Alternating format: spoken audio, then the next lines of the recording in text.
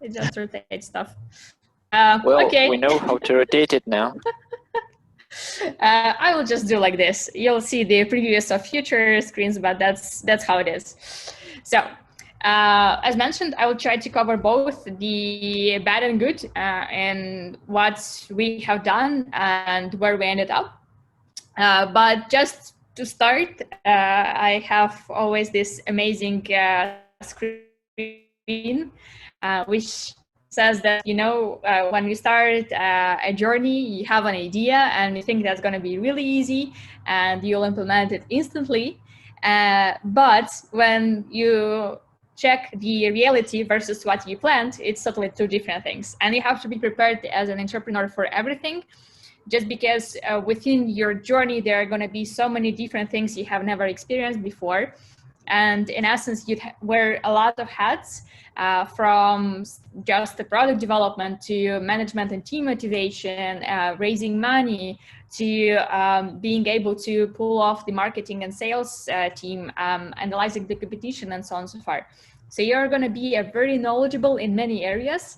And this is something that you'd learn through sometimes good experiences, sometimes bad. But the most important thing of what I think it is that to have a team that supports you, especially through the pitfalls, so that you can make to the next stage. And here I want to share how it all started for me, and how I ended up at Solvage at some point in my life. So once I was at university, I did a lot of volunteering projects, and then at that stage, I met Dmitry, who started this interesting project, Fentury, at that time. And then I was at uni. I never knew what is a startup. I never knew what is a new business. And I literally had to learn everything from scratch. And as you guys, I would say that everything is possible. That just because in a couple of years, I became quite, would say, I knew so much new things and so many interesting stuff that I can't imagine right now. And each year passes by and I'm just comparing my old self and how much I could learn just because I'm in this startup entrepreneur community and we can share all the experiences with each other. So the first challenge that I had is to literally understand what is a startup. At that time, it was, I think, 7 years ago, there was no such understanding here in Moldova. There is no such community, TechWall, Startup Academy, and other initiatives that can explain you what is a startup or what is entrepreneurship in itself. So I had to learn it in a hard way. And the first thing I did, I was literally Googling a lot of things and getting a lot of information through books, YouTube videos, and other communities just to get started through it, as the community itself here was not developed yet. So this was the hard challenge for me, the first one that I had. And you right now have much more opportunities than there were 7 or 6 years ago. So I'd say that you will not face this challenge anymore, but still you'd have to understand how it will works out. As we were just discussing previously, there are going to be sometimes failures, and it's totally okay. Failures are normal. Through them you learn, through them you grow. So this is something that you'd also have to change in your mindset, especially that's coming from Moldova and knowing that, well, if you fail, then you can never raise money again, or you can never start it again. Well, actually you can. There are no problems in it. So this is something that you'd have to adjust in the first place. The second challenge I had is I had to learn coding. When I was at uni, I started more actively doing that. I engaged in Rails Goes to learn more about what we do in the company and learn Ruby itself. But this is not necessary, not mandatory, but it helped me personally a lot to better understand how my team is working and how I can better interact with them, and especially when it comes to sprints, to better understand how to structure it all. That's not mandatory, but at least some courses on lean startup management, that would be an advantage for you as well. The third thing that we had is to balance between lots of ideas we had in mind and features we wanted to add up in our product versus the impact it can bring. So when we just started, we focused on building the platform on all 3 devices. So we wanted to have it on web, on Android and iOS, all native. And we spent just 1 year doing that. We never interacted with the potential customers just because we didn't know we have to do it. And because of that, we literally spent 1 year with the full team and resources on nothing. Because after that, when we started interacting with the consumers, with our target audience, we understood that this product doesn't really fit them. So we learned really hard way what it means to have a lean development and be able to first understand what we have to build and iterate and get the feedback all the time prior we can deliver the product. So whenever you build something and you start building something, you should always think about your target audience and get their feedback, because you're not building the product for your own use, but you're building the product for someone's use. So you have to always get their feedback in the loop of development so that you build the product for them rather than for you or for you and your own use. This is very important because you can save a lot of resources, energy and time on this kind of stuff. The first thing that was also quite challenging was target audience and the user experience. So when we started, we said that with our money management tool, we can literally go instantly global. So that was a huge mistake for us because we were trying to cover very many countries at the same time. And because of that, we were not able to cover any of them really well. So we extended all our product. We made it available in many countries, and we tried to cover quite a lot of functionality for different audiences, which made the product really looking like a Swiss knife that had a lot of things in it, but was not specific to one target audience or one market, which made the product sales really hard and the user experience not so nice, not what we wanted to have. So we had to iterate quite a lot at that stage to literally revise the entire user experience, our roadmap, and cut off half of the feature we've previously developed just because we got much more feedback from our customers. And at the same time, we started building an ecosystem around our product to get more involvement from our consumers. So I would say in this first couple of years, we learned everything hard way, just because we did not have access to knowledge, to the community that could help us to build the product more efficiently. And because we were all just starting, it was our first entrepreneurial experience in B2C startups, it was quite challenging to deliver something that we could reach quite a higher scale and a good market reach. The fifth challenge was the marketing itself, just because we did not have quite a lot of money to spend on advertising. We had to be a bit more creative around how we can deliver or reach more customers with as less money as possible. So we started building up our own community and create within our application the friend referrals programs that help us to extend our product and our outreach without paying a lot of money for paid ads. We also started writing a lot of information on how to get better with your finance, and that type of articles also helped us to get our audience and to reach more people from that perspective. And at the same time, we were focusing a lot on the user experience and making sure that the people that came to us will stay with us for a long period of time, so that our lifetime value of a customer would be as long as possible. These were two things that we were trying to balance at the same time. And finally, I think at the third year of our work, we've managed to get to a quite nice traction levels, and we were thinking that we'll get finally to a successful product and be able to monetize it further. But then when we started doing a lot of networking, and we started going for conferences. We even won some of them, like SeedStars, for example.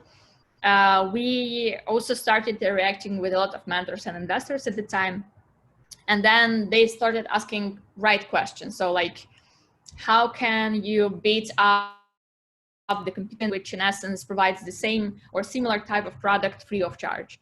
And this was the question that we could not answer. So after we actually went to SeedStars in Switzerland for the internationals, at that stage we understood that this product is no go. So our last challenge was to bear up with the startup failure. At the time that we understood that this type of startup cannot succeed with the business model we had, and we have to stop just because we cannot deliver, or we cannot expand to another business model because it requires a huge investment. So we would need to either be a neobank, so a bank that fully operates online, or we had to evolve in more lending experience and providing loans to the end users. So we didn't have investment and power to do that at that time. And we said that it's about time to close the project.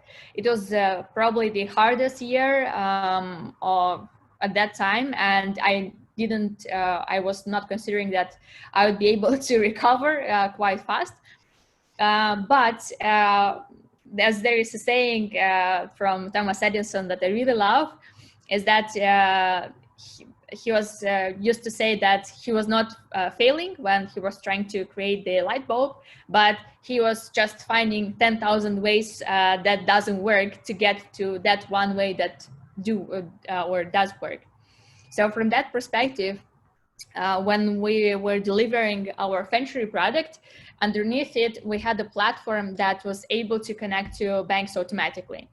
And when we started going to conferences, to networks, to speak with other startups, they started being very interested in that particular model. So they were really interested how we were managing to connect all of those banks in such a fast way and get all this data automatically. So we repivoted the entire startup to just that. So we became Saltage as it is today. We've managed to find our unique value proposition in delivering a platform that can automatically connect to thousands of banks through a single API call. And our primary customers became our competitors of Fentury. So we literally started marketing our product to companies that are startups that are providing finance management and finance guidance.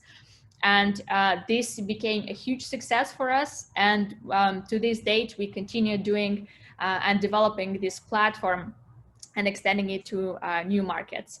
So from this, I can tell you for sure that you should always try to find your unique value proposition and really try to understand how can you position yourself toward competition and at the same time trying to make revenue and get value from the product itself and from the company that you're building. Because at the end of the day, you're not building a volunteering or a charity company, but you're an entrepreneur that wish to build a successful company that will bring you revenue at the end of the day. So that's how we learned the hard way, but it really helped us to change the company. And because we had a really great team back in Fentury, most of the staff stayed with us, and the team itself were able to create this new type of product and market it to a totally new type of industry. So as mentioned, the hardest point was to acquire the clients. So especially when you're in a B2B sector, so when you're trying to sell to other businesses, no one wants to be your first client. Even though you have a really nice product, even though it really works and you can prove it, people are still in doubt, especially in our case when we're dealing with very sensitive data, because we are working with finance data that requires a lot of security measures in place. we had to find a very niche market, and because we knew the personal finance management market really well, we marketed it to those clients only. And this is how we got our first client. It was MoneyWiz, a client that went live on 31st of December. So when they went live, our entire team was living in the office for about 2 weeks just to make it work, because we finally got a huge amount of users that were accessing the platform, that were trying to connect the banks. And we had, of course, a lot of errors at that time. And despite that it was New Year's Eve, everyone was staying in the office. We were working really hard to make it really work and ensure that our first client will be very happy. And we've managed to do it. This client is still our client to this date. So they've been using us for lots of years already. And we are quite happy about it. And then once we got these first successful use cases, we started reaching out to other type of literally his competitors. And this is how we got our first 10 clients. And because the money management case is used by lots of users, and sometimes they can come from lending industry, from banking industry, it helped us to enlarge the segment that we were working with and start getting another type of clients. So this is how we were building up, starting with very small fintechs and money management applications, and then building up to lenders that were usually closing, or we have a closing cycle of a deal up to 6 months. And then once we also managed to get this type of clients, we ended up in the last type of clients that we are currently working with the most, which are very large banks or credit bureaus. And that in essence take us sometimes up to 2 years to close a deal. So imagine that you're working with one client for 2 years just to make them start using the platform. Just because the entire process of communication, of engagement, of information that they request you, due diligence processes that they are doing on you, takes a lot of time, but they pay off. So this is usually the largest deals, not just because they take long time, but just because they also bring you a lot of revenue. But my advice is, especially for those that will work in a B2B sector, is to start slowly. So to start with smaller clients that can close fast and bring you the first feedback iterations, then go to the next, to the middle class clients that are a bit harder to close, but they bring you more money. And then only when you are ready, only when you have enough teammates and people to handle, when your processes are really well documented and structured, only at that time to engage with larger clients, just because they eat up a lot of time of your executive team. And when you're engaging with this type of clients, it's very hard to do something else. So that's my pure advice. And also because these large clients usually have a huge process of onboarding for any vendor. And then there's like request for information, request for proposal, due diligence on-site, due diligence online, and a lot of discussions that just evolve over time, and they just require so much time from you. And of course, because you would always be engaged in the first deals, the hardest ones, they will just eat up a lot of your time. So you have to always balance between how much time you spend on clients and how much time you spend on product expansion and product improvements. So this is something to bear in mind at all the times. Another thing that we had as an issue on our way to success is balancing the teams. So we started off as more, let's say, technologically focused company. We started, and when we changed from B2C to B2B, we had to grow from scratch the entire business unit, which would be composed of marketing, account management, sales reps, legal representatives that we simply did not have or didn't have on such a scale. So right now we have almost, let's say, 1/3 of our team in business, while before it was perhaps 1/8 of our team. So this was very challenging just because our technology was delivering much faster than our business could do the sales. Right now it's really well balanced, but we had to take roughly half a year to build this entire process up. So it's very important when you're, for example, doing your 1-year planning to think of how much, like, let's say, resources, how many resources you need on the technical side, and then think of what would be the expected result from the business side, so that you can recruit at the right time, you can train those teammates, and then kind of scale up to a good product. And of course, scaling to new markets, when you reach that stage, probably you start either in Moldova or Romania as your original market, and then scale to others. So when you get to that stage, even, for example, scaling to Romania, you always have to bear in mind there will be some legal costs associated to open up a company, and there is a high chance that someone from your exec team will have to move to that country for a while to build up the process.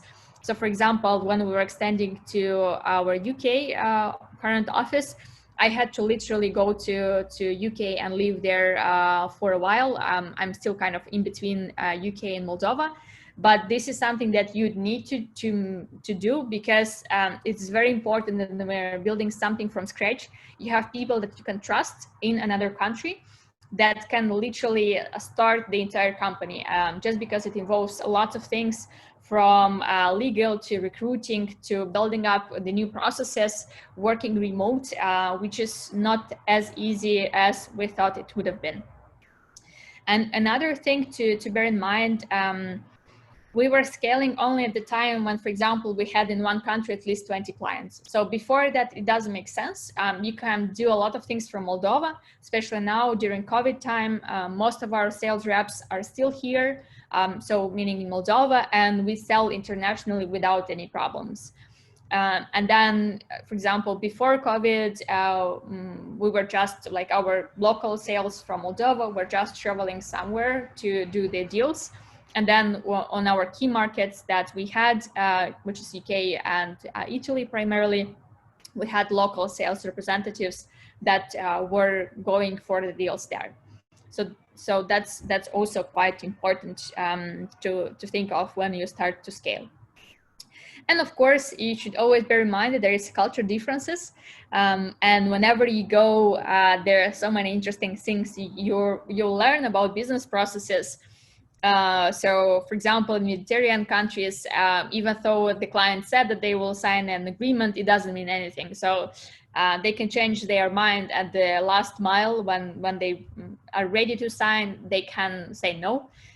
So we had those type of things, and you should always keep that in mind. Unlike, for example, Germans or Dutch people, that if they said something, they will keep always their word.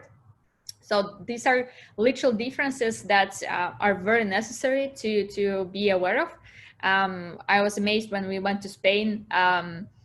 We had like a coffee discussion for about 45 minutes, and only we spent 10 minutes on actually presenting the product to get it done really well. And that's just because we had a person in the ground that was helping us to navigate and understand all these cultural specifics.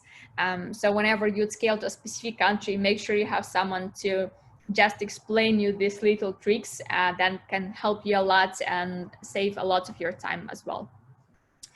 And my main advice is always make sure that you consider how much resources you invest versus the money you'll get at the end of the day, because I believe in 20-80 rule, so that 20% of your work can bring 80% of success. And you should always try to find this 20-80 balance and focus on it in the first place. And it's not necessary to make it ideal. It's necessary to make it work. And this is more than enough to just start off. Because ideal, it will never be ideal. There will be always some things to improve. And you should mainly focus to spending your resources on those areas that can really help up to build your business and help up to grow both your team and your company and your client base. So this is my advice for today, and that's kind of where we ended up after 5 years of work, being really well known on the international markets. We're a global provider of open banking right now. We operate in 70 countries. We cover 5,000 banks, and we work with really huge companies, both in banks, lenders, and credit bureaus, and all of them, they trust us, and we earn that despite the fact that, let's say, we're coming from Moldova, and at that time there were no successful startups in Moldova yet.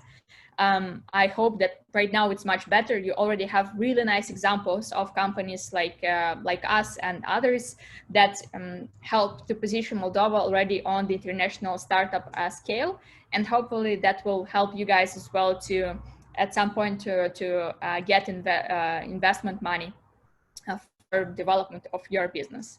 And as always, make sure you have a really good team.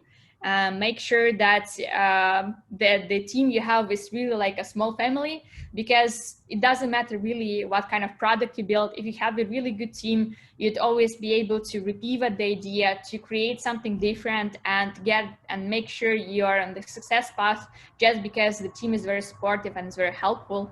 This is something that we've managed to create, and I hope you'll be able to do that as well.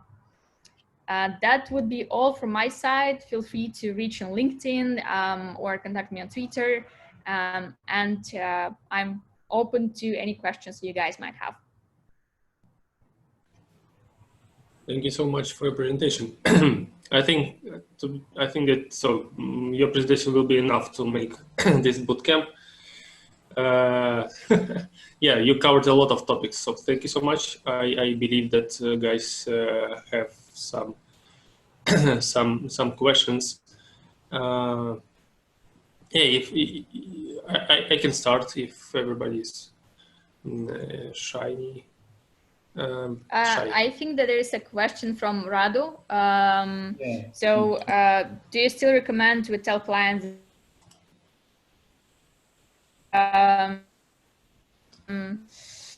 I think this is a gray area we're entering in, just because it totally depends. So for example, it depends how you're labeling it, right? I always say you have to say the truth, so don't lie to your clients, because anyhow the truth will be recovered.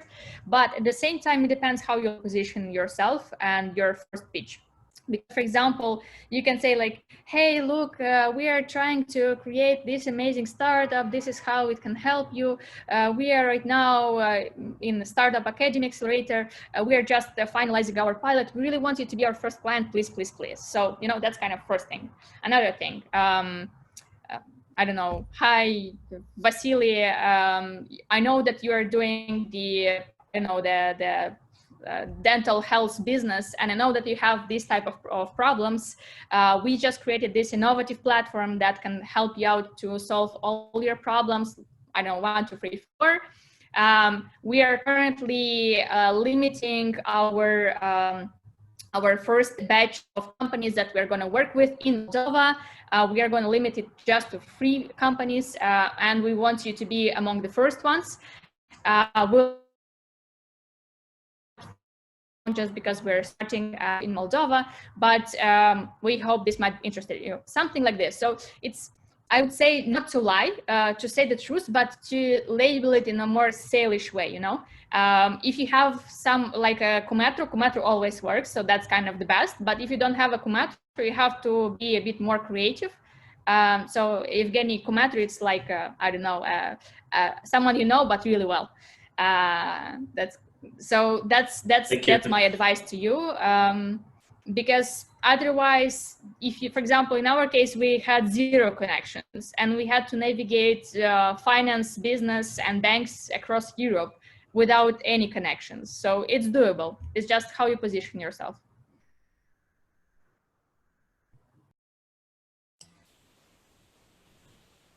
Yeah, I think that's very valuable advice how to engage first clients. So thank you so much, Lisa.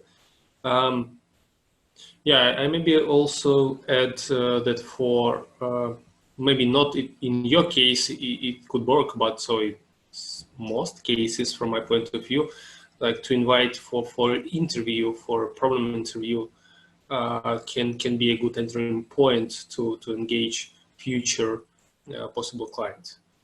I mean, all people like to talk about their life in most cases.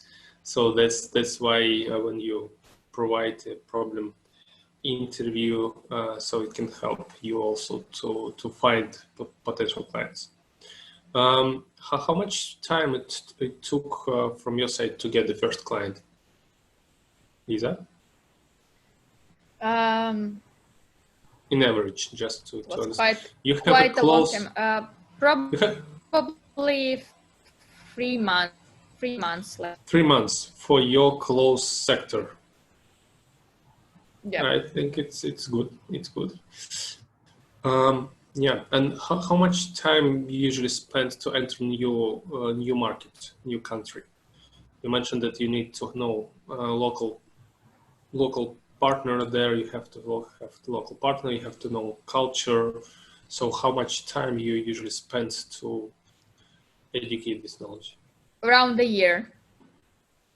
Around the year. So we have a year with, yeah, and then for example we have at least half a year for a new sales rep joining the team there locally, to just see whether it will work or not. But as mentioned, in our case, we go only when we know that there is a market potential, when we already managed to get a couple of clients despite that we didn't have any office there.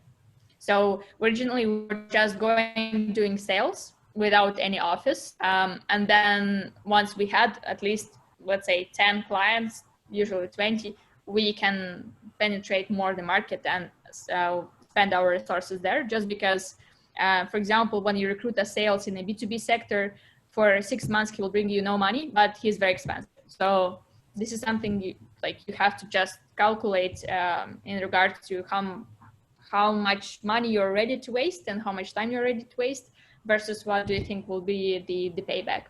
Mm-hmm, mm-hmm. And you choose the country from what criteria you choose the country to enter?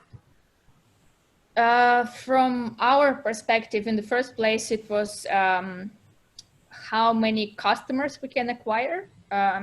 So, and how bad is the competition there? These are the two main criteria that we had. You mean how bad, in most of the hard? cases. Yeah, sorry. Yeah, how hard it is, like how many of them there are. Just because, for example, we entered one market that was very heavily overcrowded by competitors, but we had a unique proposition that was not offered by those competitors, which positioned our company in a totally different way, and we still managed to be very successful there. Mm-hmm. Thank you so much. Thank you. I have one more question. For the answer. Sure.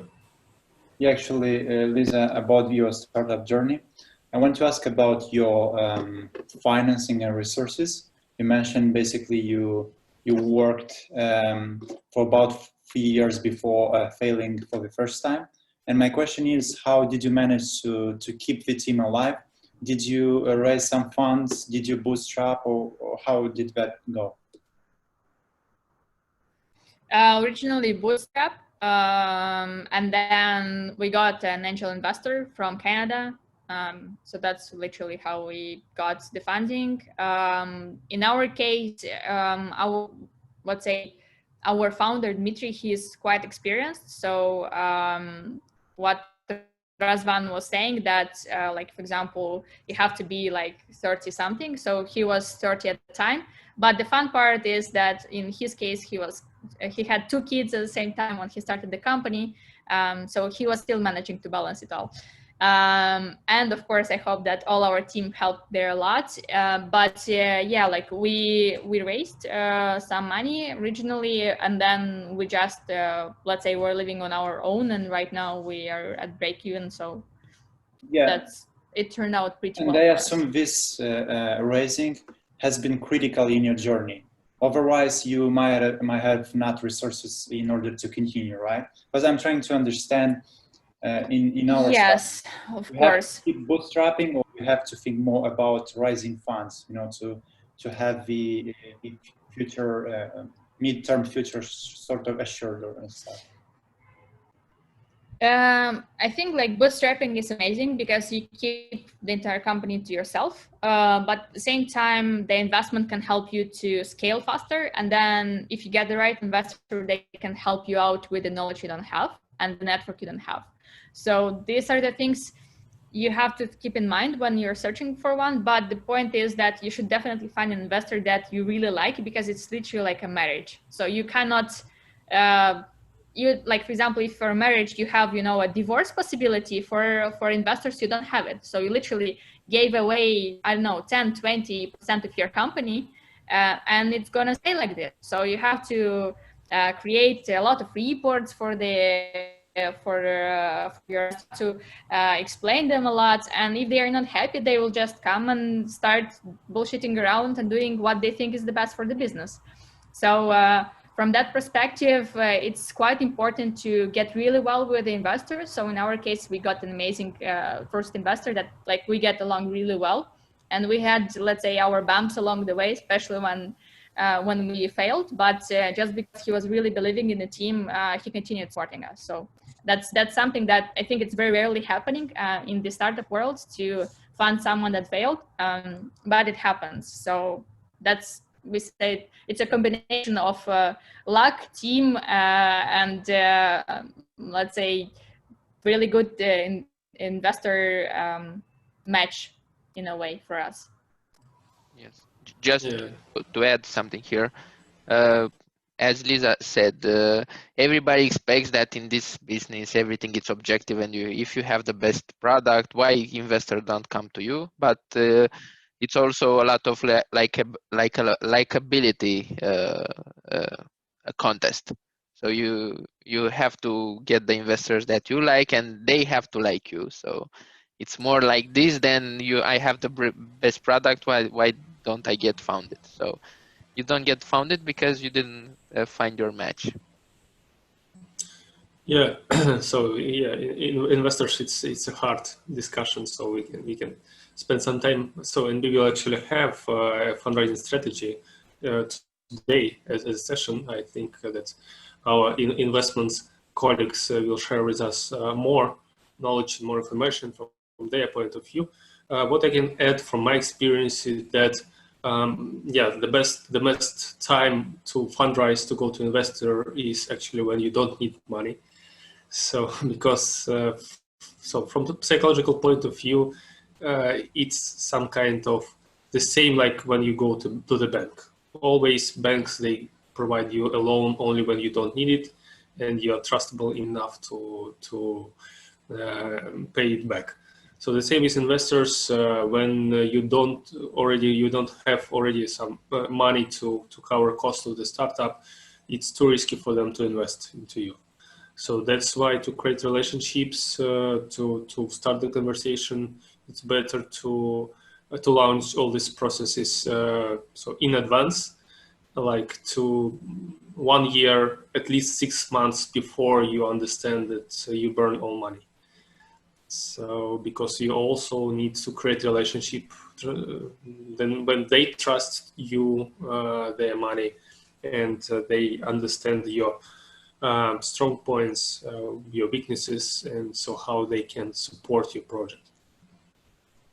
Yeah, like for example, in our case, we just start our Series A, which is the first time after our angel investment. And just because, as Evgeny said, just because we literally don't need money, but we need the network. And this is something that we don't have and we significantly lack. And this is something that we want to change with the investment. So we really don't need that much money, but we need their network and their possibility to introduce us to good, nice clients. And this is one of the reasons why we're going to get the investment. at this stage. So that's a bit how we positioned ourselves, just to get a better deal, and just to be able to really find the investors that we really like. So that's I would say our story. Yes, smart money, as they say. Yeah, it's the best option. And maybe I will make a step back to Radu's question. I think that you wanted to ask if it makes sense to focus on the product, let's say, or to focus on fundraising. So what I can answer here is, so there, I often hear a killing question from investors when startup doesn't have any traction yet, but they want, so the founder wants to fundraise. So the question from the investor, did you sell your apartment, your house, and invest into this startup? So most probably, so the answer from the founder will be no. So then the investor asks, so if you don't believe so much in your project that you sold your apartment and invest into your project, why you ask me to invest my money into your project?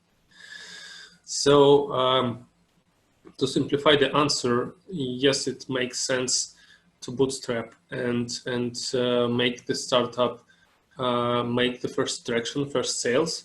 And first sales actually will be a good reason for negotiation with any investor. So if you have only an idea stage, at least only an MVP stage, so without any sales, any traction from the market, most probably you will not have a lot of chances to fundraise from investors. Yeah, so investments is also a hot topic. Yeah, Radu, did we answer to your question?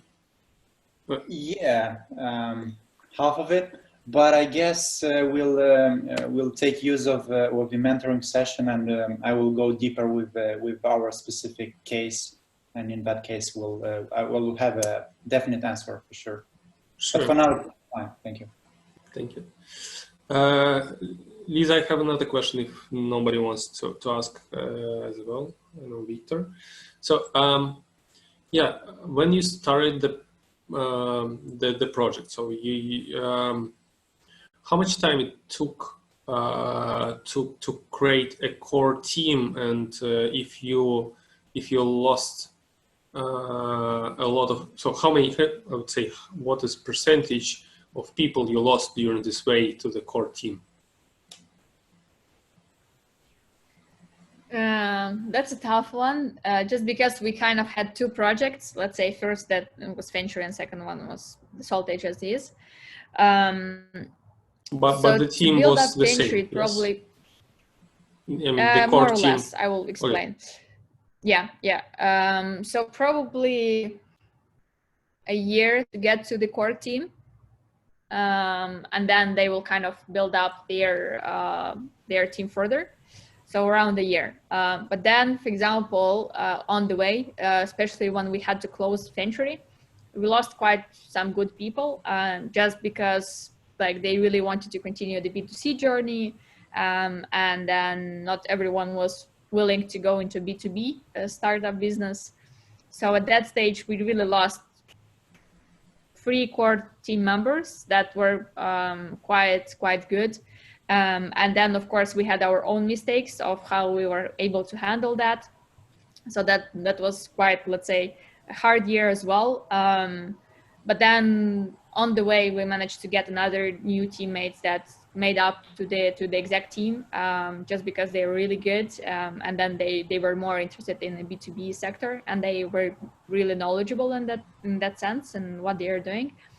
So it turned out pretty well, but it was very hard to lose the people, especially because at the beginning we're really like a family, we're hanging out a lot together. But yeah, like after the Fentury failure, not everyone was able to cope with it and to continue in totally different type of company that we are today. Mm-hmm. Yeah, so one thing is, yes, how people can handle this hard time in the company. The other thing, what's important for startups, especially on the early stage, is how much time it takes to create a core team. So because everybody expects that, so maybe you'll find right co-founder in a week, in a month, because we have a great idea. So why they will join us?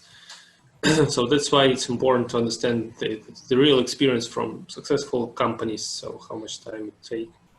So 1 year to create a core of the team. And so you mentioned you lost, what is percentage? I mean, was not lost, like it changed. 3 out of 8. So like 30-40% of core team. Yeah. Who started with you from the very beginning, so they were changed. Okay.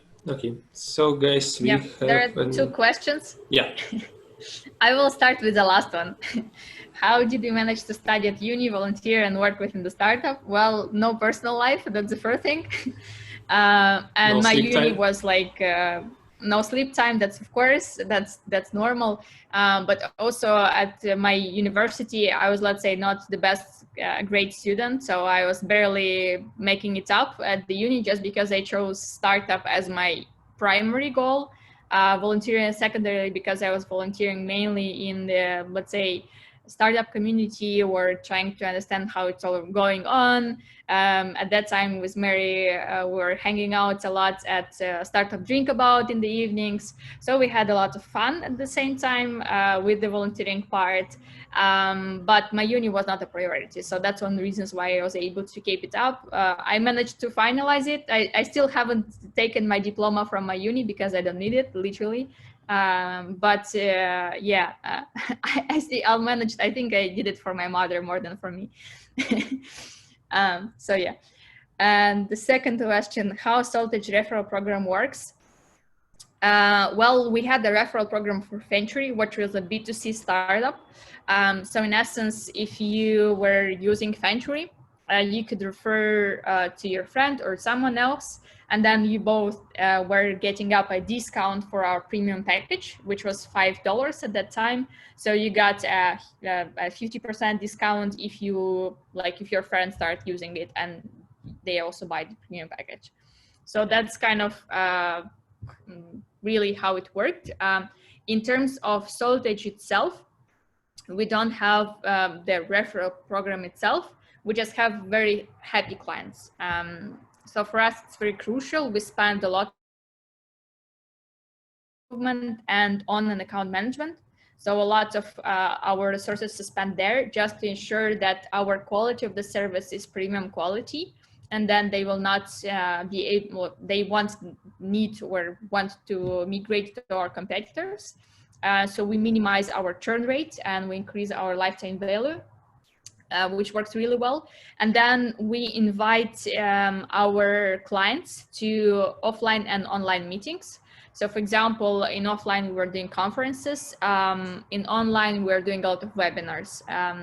And this is something that helps us. Plus, we're building a lot of case studies, press releases all the time. So we're really trying, when we're doing even the sales, we're kind of promoting it as we help you to acquire more customers just because we're already a known company.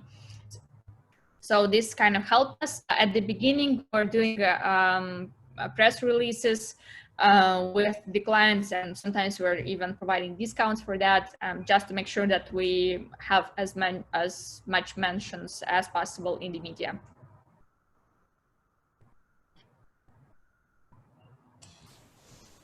So guys, we have 10 minutes left. Any other questions?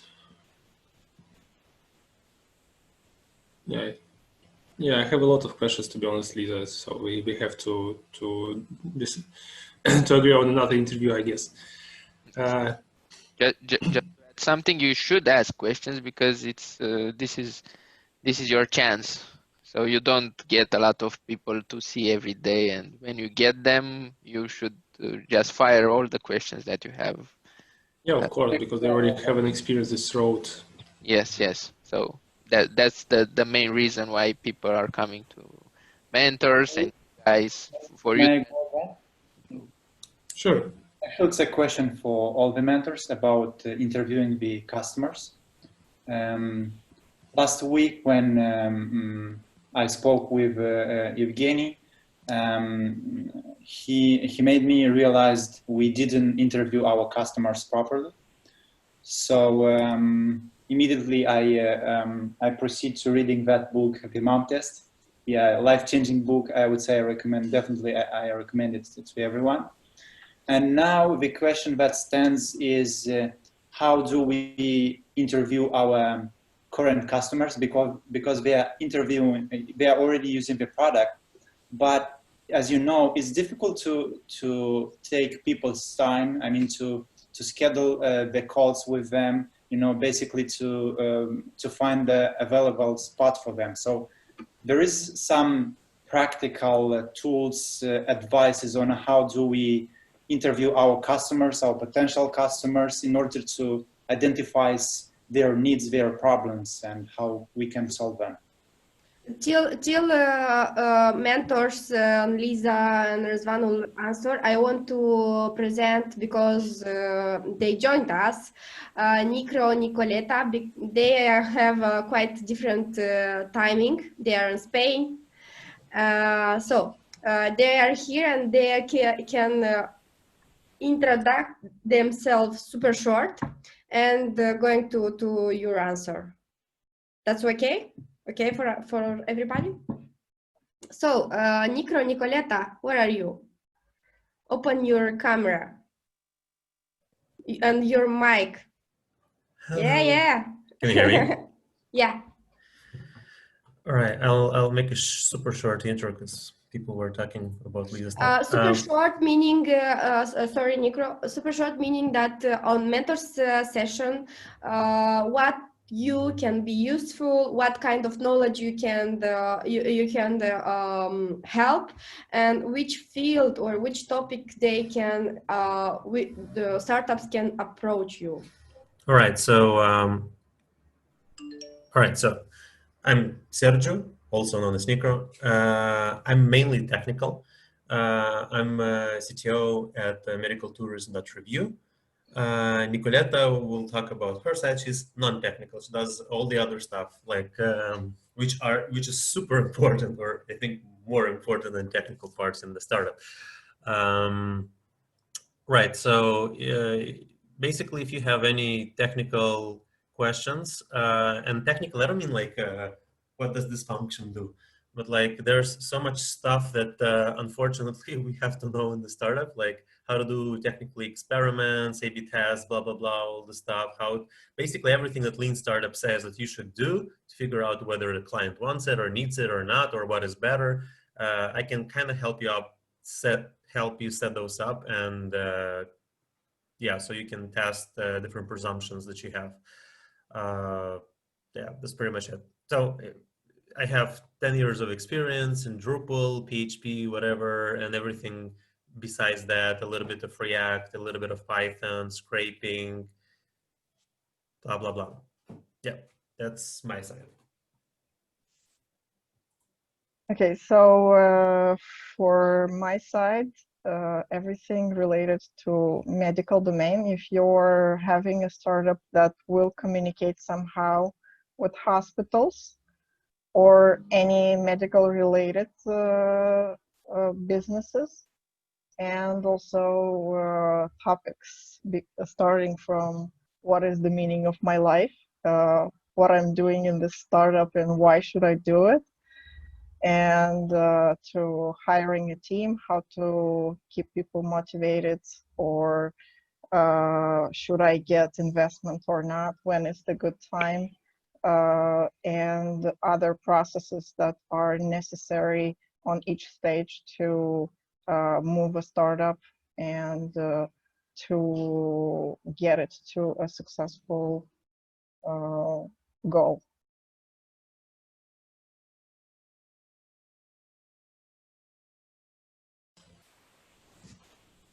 Thank you so much for the introduction. I guess Mary didn't connect back. Yeah, Mary, can you hear us? Yes. Connect who? You. Yeah, so Nicoleta and Sergio already did an introduction. I think we can come back to the question. We have 4 minutes left. Yeah, Lisa, it's your floor still, so please feel free to answer the question. So how we handle customer interviews. I would cover B2B because in B2C, I think it's a lot of information all around and A/B testing and blah, blah. So I think it's much simpler than B2B experience. So what we are normally doing, for example, we now are working on the launch of a new type of functionality for lenders precisely. And then what we are aiming to do is, let's say, they would have a word where all the financial data that we provide will be already instantly analyzed so they can do a credit decision on their customers. And originally we thought that just an API route would be enough. So we'll just analyze the data provided through API and that's it. But when we started the discussions, with our existing clients, we normally just kind of talk to them once in 3 months, so once a quarter for about 45 up to 1 hour, just to kind of get the feedback on the platform, blah, blah. So it's kind of all the time like this. They're more than happy to provide us feedback. And for this particular feature, we chose all the lenders we have on the platform. And we started, we kind of listed 10 questions so that it's still up to 1 hour time, not to waste more than that. And we discussed with them what is their existing process and what do they think about this type of functionality. And during this phase, we understood that, for example, they need more a dashboard with all this data already listed for their credit underwriters, rather than just the API route.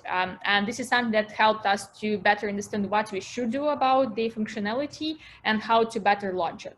This is still something that we're working on, but this is how we got the feedback. And then they are among the first, like 3 of them signed up straight away to use this functionality once it's available. And this is how we managed to also upsell to our existing client at the same time. So no magic. Just talking to clients, being very honest, and always keeping the time that we said we will, and keeping our promises. So if you say that we deliver something, then we literally do, and we take their feedback into consideration. No magic.